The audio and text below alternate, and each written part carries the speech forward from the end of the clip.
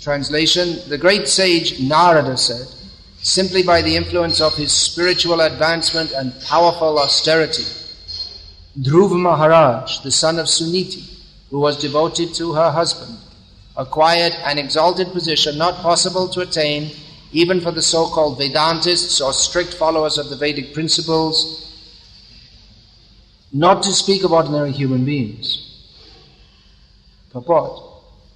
In this verse, the word Vedavadinaha is very significant. Generally, a person who strictly follows the Vedic principles is called Vedavadi. There are also so-called Vedantists who advertise themselves as followers of Vedanta philosophy, but who misinterpret Vedanta. Actually, I can't see the book. The expression Vedavadarataha is also found in the Bhagavad Gita, referring to persons who are attached to the Vedas without understanding the purport of the Vedas.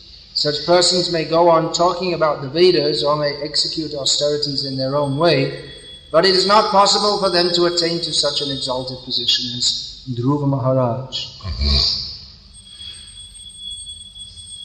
As far as ordinary kings are concerned, it is not at all possible. The specific mention of kings is significant because formerly kings were also Rajarshis, for the kings were as good as great sages. Dhruva Maharaj was a king, and at the same time he was as learned as a great sage. But without devotional service, neither a great king, a kshatriya, nor a great brahmana strictly adhering to the Vedic principles can be elevated to the exalted position attained by Dhruva Maharaj. So of the several words in this verse, Srila Prabhupada has selected to speak on the word Vedavadinaha, which means one who speaks the Vedas or who adheres to the understanding of the Vedas. So it's not a bad term. In and of itself, it's not a bad term, but it's used, Vedavadi, or the word Vadi is often used to indicate someone who speaks about something but doesn't really understand it, or is a hypocrite and talks something but doesn't follow it. So both of them are. In both cases, their speaking will usually be speaking something laudable, but either their understanding or their actions are illaudable. So this is used right here in the Bhagavatam by Vyasadeva. This sarcastic usage to, Srila Prabhupada gives some examples of who could be called Vedavadis. Well, he says one who strictly follows the Vedic principles is called a Vedavadi. Then he goes on toward the end of the purport to mention that without devotional service, neither a great king, a kshatriya, nor a great brahmana strictly adhering to the Vedic principles can be elevated to the exalted position attained by Dhruva Maharaj. So although a great king, a kshatriya, or a great brahmana, they may be a Vedavadi, strictly following the principles of the Vedas, or strictly following certain instructions of the Vedas, because they didn't understand or accept the actual principle of the Vedas, the most important principle, which is to understand Krishna. Vedaisya savaraham eva vedyaha. Krishna is the object of knowledge in the Veda. Therefore, they miss the point. Whereas they don't get the same result as Dhruva Maharaj, who very quickly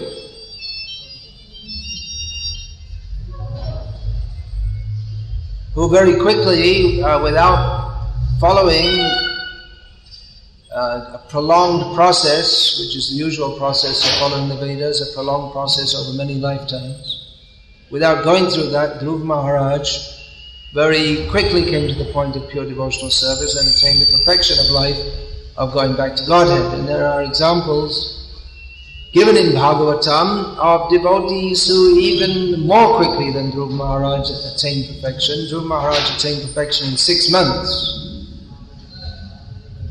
But we have the example of Ajamil, who was a long way from perfection, but who simply by chanting the name Narayana once, actually not even with full devotion, but because by chanting that name, which wasn't intended as an act of bhakti, it wasn't intended actually to call the real Narayana at all, it was simply intended to call his son. But at that time, by calling out the name Narayana, he remembered in a flash his previous devotional service, and that was enough to save or to invoke the mercy of Narayana to save him from the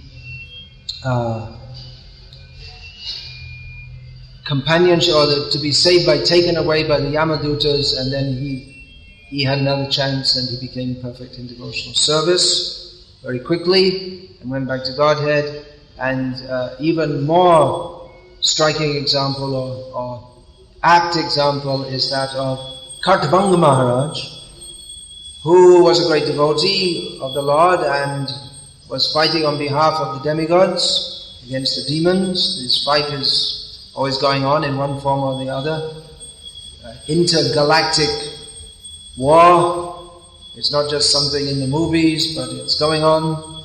The Devas are always fighting the Asuras. So Kartavanga Maharaj, although he wasn't a Deva, he was only a human being, but he was so powerful that the demigods enlisted him in their army, and he was actually a great hero fighting for the demigods. And when the battles, or particular phase of battles were over, the demigods were very pleased, so they offered him a benediction, and being very intelligent, which means spiritually intelligent, Kartavanga Maharaj, he simply asked, well, just let me know how much time I've got left to live.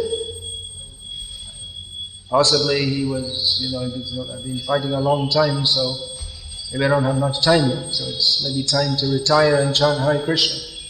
So they said, well, actually you only have a muhurta left, which means a moment. Or it can mean a little longer than that also, but a short time. So he immediately came down to earth, considering it a better place for spiritual advancement than the heavenly planets, and fixed his mind on Bhagavan, Hari, Narayana, and went back to Godhead. So, presumably, as a pious king, he had, Maharaj Kartavanga had followed Vedic principles, but that wasn't the cause of him going back to Godhead. It was because Ante Narayana Smritihi. At the time of death, he remembered Narayana. And if we don't remember Narayana at the time of death, then whatever else we do, whatever else we may have done at the time of death, whatever else we may have done throughout our life, that won't count for nearly as much as, it won't render the same effect as if we do remember Narayana at the time of death. Therefore, it is said, Aradhito yadi haris tapasa tata. Kim naradhito yadi haris tapasa tata. Kim antabahish. Anyway, the third line I forgot, but it gives the same purport anyway. That if we worship Hari, then what's the point of performing austerities? And by saying austerities, that means, well, anything else. If we worship Hari, then there's no need to do anything else. There's no need to, outside the worship of Hari, perform austerities or go on pilgrimage or worship anyone or do anything. On the other hand, if we don't worship Hari, Naradhita yadihari, then what's the use of performing austerities and going on pilgrimage and all these other things? So either way you look at it, Everything else is pretty useless. Yeah, then antabahir yadi haris tapasatata kim nantabahir yadi haris tapasatata kim. Then the same. If one inside and outside always sees Bhagavan Hari, then what's the use of performing austerities, etc.? And if one does perform, if one doesn't see him outside and inside, then what's the use of performing all austerities? In other words, in this verse, which is from Narada Pancharatra, the verse I just quoted, and the verse that's being read today from Bhagavatam is also spoke by Narada. The point is that we should perform devotional service, and the Vedic injunctions following all that is in another verse of the Bhagavatam, as it's stated, Dharmasvanashtita pumsa vishvaksena tatasuyaha notpadiyad yadiratim shrama eva hi kevalam. Who knows the translation of this verse? Have a little quiz here, keep everyone awake, we hope. What's the translation of the verse I just quoted? Does anyone know it? Anyone? Yeah.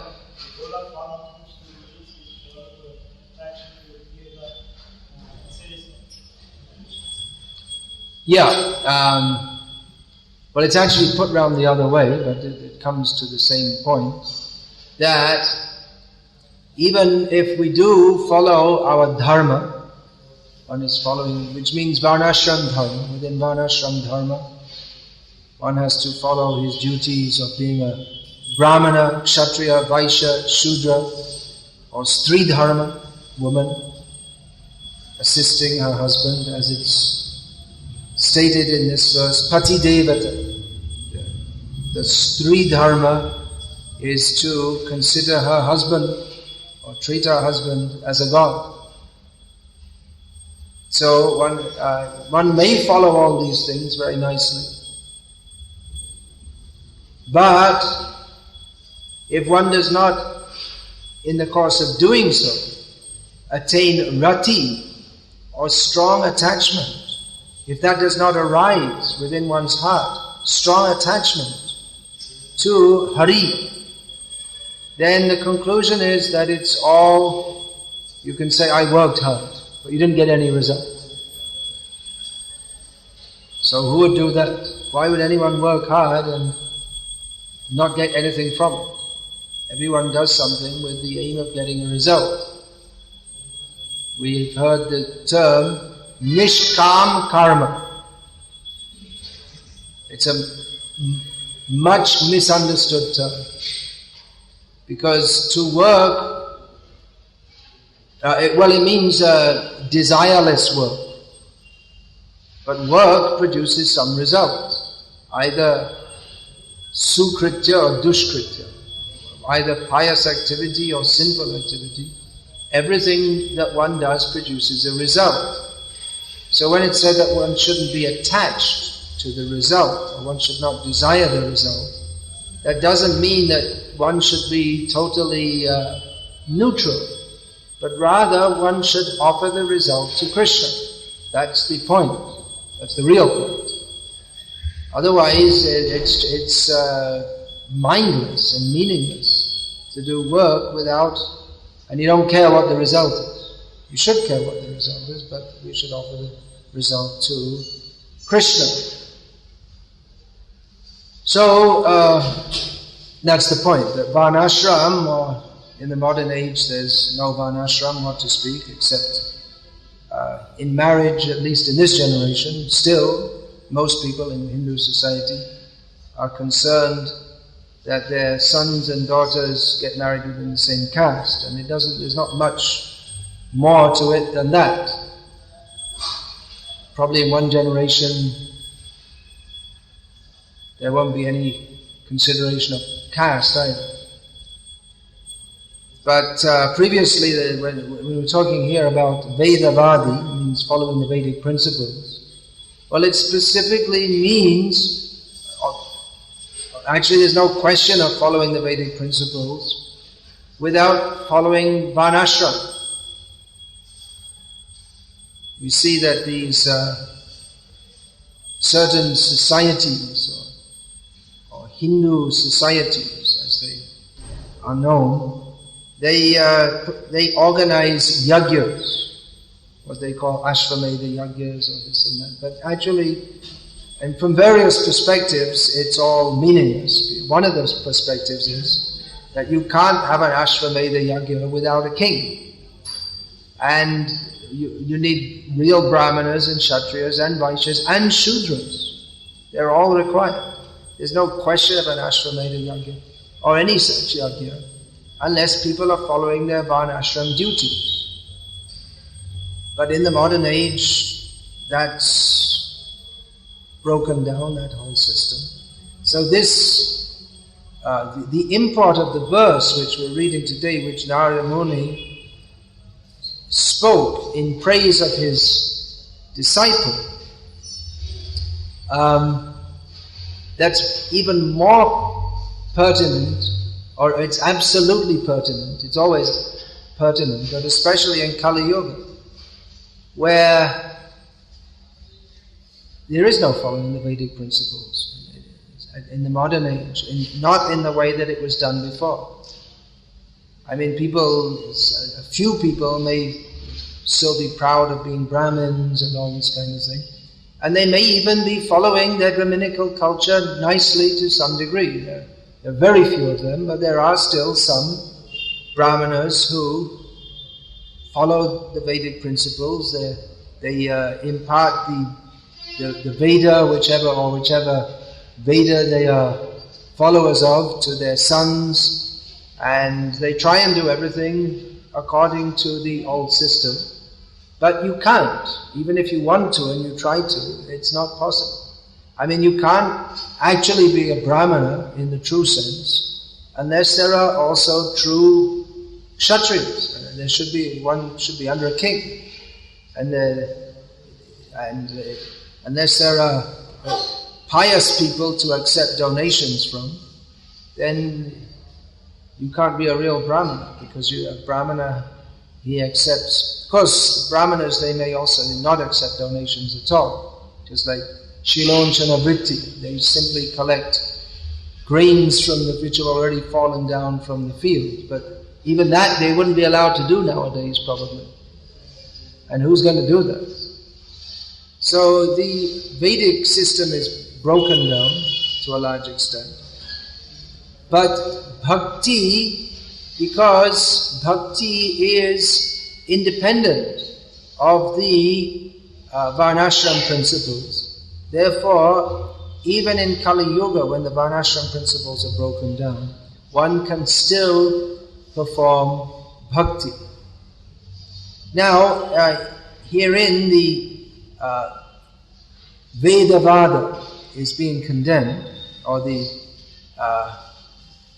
ritualistic adherence to Vedic principles without understanding its purpose.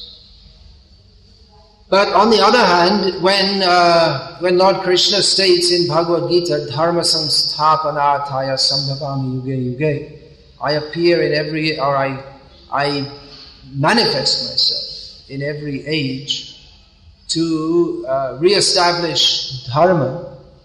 So that doesn't only mean bhakti dharma, but that also means varnashram dharma. He comes to protect the devotee, he comes to protect the demigods. Indrari vyakalam lokam mritayanti yuge yuge.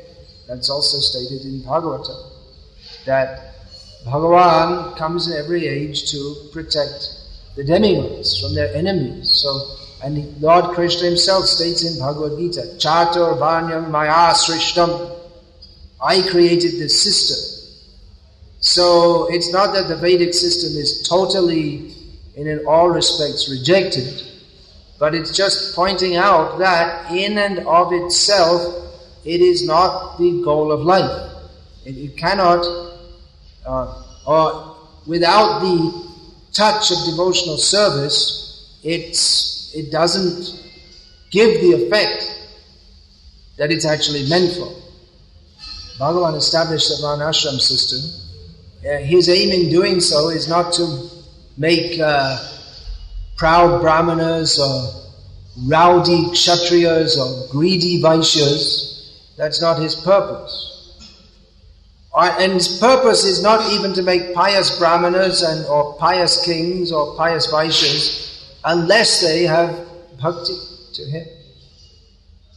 That's the point. But because people are a long way away from bhakti, therefore the varnashram system is required as a stepping stone to bhakti and to help prevent people from falling into gross degradation. But inevitably, not understanding that, people, they misunderstand it, and then they propagate a misunderstanding of varnashram, and they come up with various theories about what the goal of the Vedas is, and when they come up with various theories, they inevitably get it wrong. So that tendency to misinterpret and malinterpret is there among the conditioned souls, because after all, we're all here because we forgot Krishna. Krishna bhuli se jivan adi bahimukh ateiv maya tare deya samsara dukh. We're suffering here because we forgot Krishna, and we've been doing that for a long time, anadi, unlimited time practically, and therefore since time immemorial we've been inimical to Krishna. And because of that, Maya gives us various miseries in this material world. But everyone in this material world is so foolish, that's the result of Maya, which means that which is not. That we take the suffering of the material world to be happiness. Or we think that, well, the material suffering is just something to be avoided, and we'll enjoy ourselves here in this world. And the Vedavadis that are described here are persons who, they're very ambitious, but in a material way, that we will follow the Vedic principles, and this, this earth, it's not so much fun, but we'll go to heaven and enjoy that. But their goal is described in Bhagavad Gita by Lord Krishna, Chaitan Bhuktva Swargalokam Vishalam Kshine Punye Marchalokam Vishanti Evam Chai Dharmamanupapana Gatagatam Kama Kama Labhante. That these persons who think, well, I'm very smart, I'm going to follow the Vedic principles and go to heaven, so, well, they can go to heaven, and they do go to heaven if they follow the principles. But what happens is that after some time they have to come back again when their stock of pious credits is worn out, and then they think, well, all right, we have to come back, but when we come back we'll do more pious activities and then we'll go up there again. So like this, they go up, down, up, down, up, down, up, down, following the Vedic path. Trayi dharma means following. Trayi means the three Vedas, namely Rik, Sama and Yajur. So by following these three Vedas, they go up, and after some time they come down, and we go up again, and we go down, and we go up, and we go down, and we think, okay, it's all right. I have to spend a little time working here, and then we go up again and enjoy. But what can happen in the middle is there's some mistake, and then they go up, down, up, down, up, down, up, down, down, down, down. That also happens. It's quite possible. Because the material world is contaminated, where we have please take the feedback off the floor.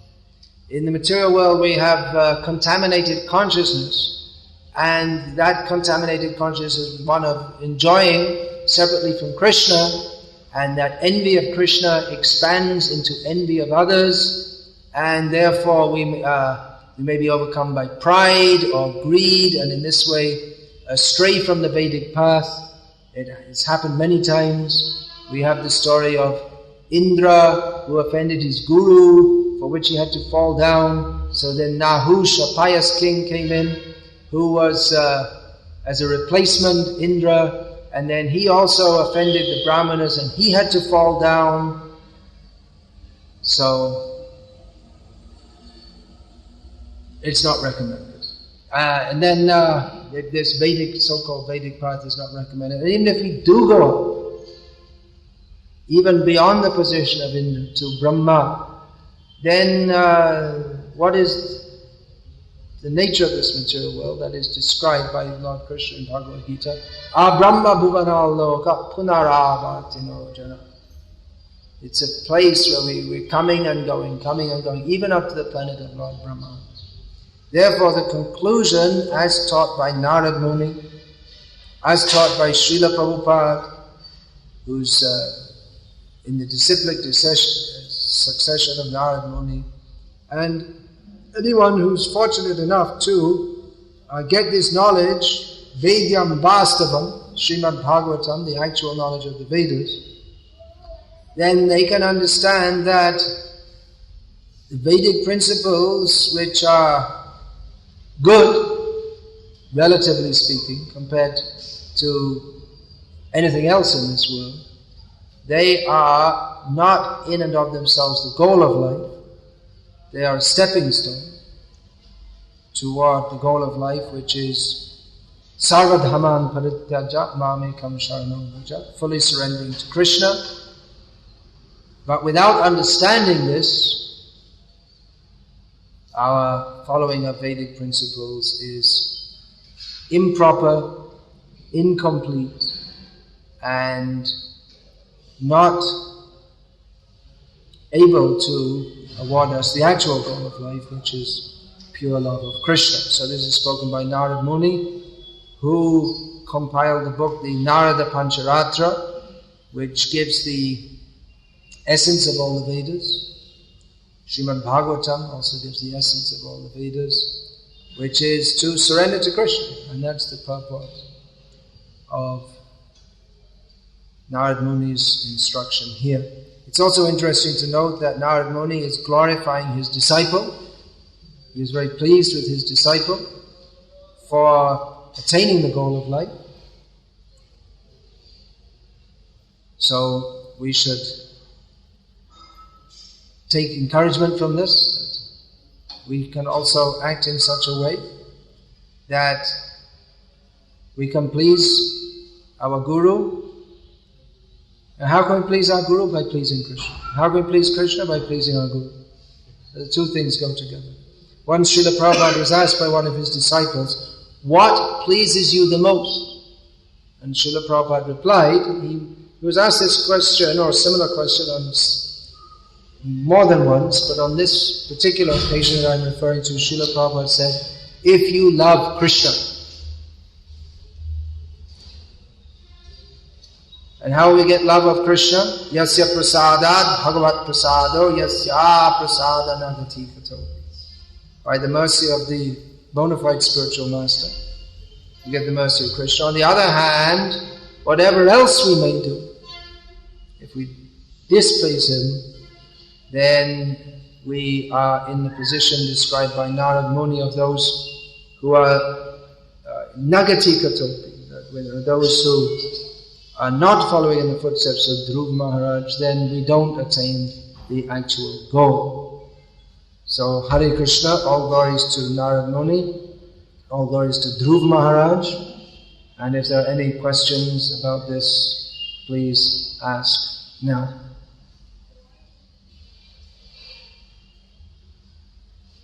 Okay, please. Oh, you got the mic, I guess. All right. That's your advantage. You were mentioning that this king, because of his piety, because he made a pious life at one so, but he actually remembered at the time of death. So, but we have to practice regularly to remember at the time of death. Yeah, it's not stated that he hadn't practiced bhakti, but for quite some time he'd been busy fighting, so probably he wasn't following a very regulated devotional life. I mean, it's possible he was, but generally in a fighting situation, you won't get much time for bhakti, for chanting and this and that, chanting in a regulated way. Yeah. So? Then please pass the mic back. Back and back and back.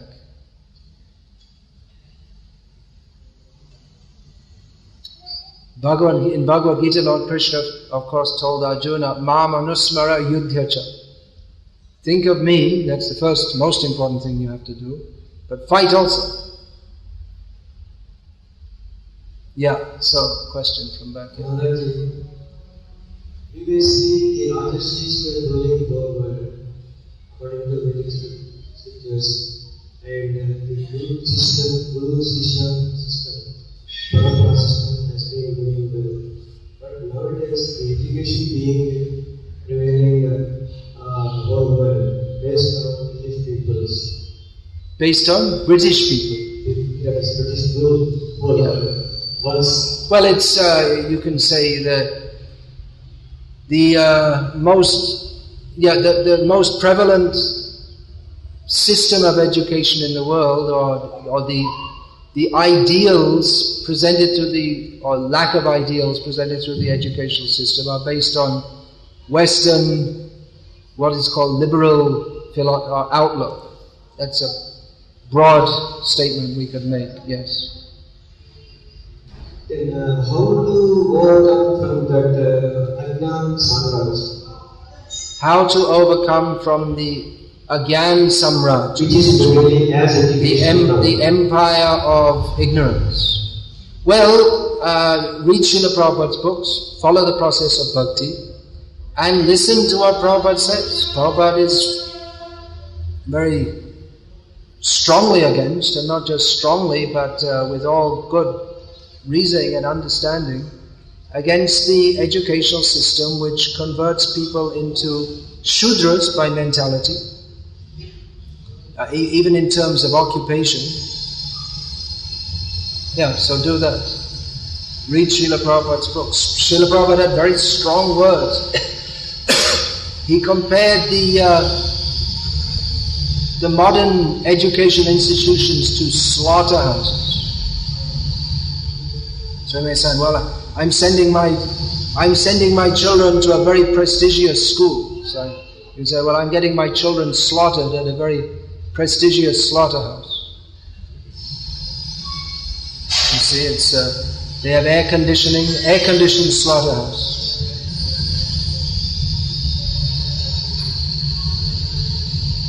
Yeah.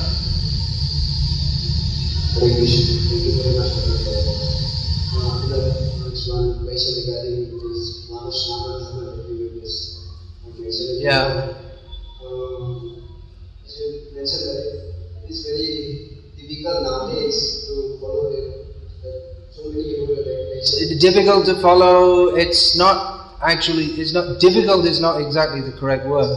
It's not possible to follow Varnashram according to the pristine system.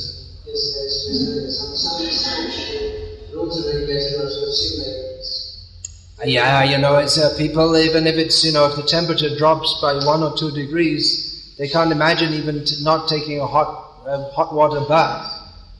So, my question is, what does Prabhupada mean when he's asking us to institute Varnashram? Well, Srila Prabhupada said that, as far as possible. What is the meaning of as far as possible? Well, it will be different in different circumstances and among different people.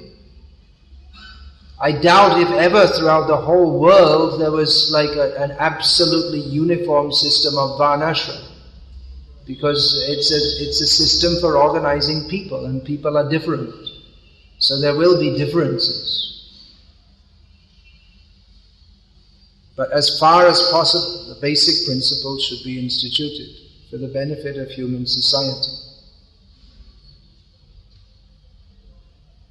Those are the words that Srila Prabhupada used. Any other question or comment, please? All right. Well, Hare Krishna.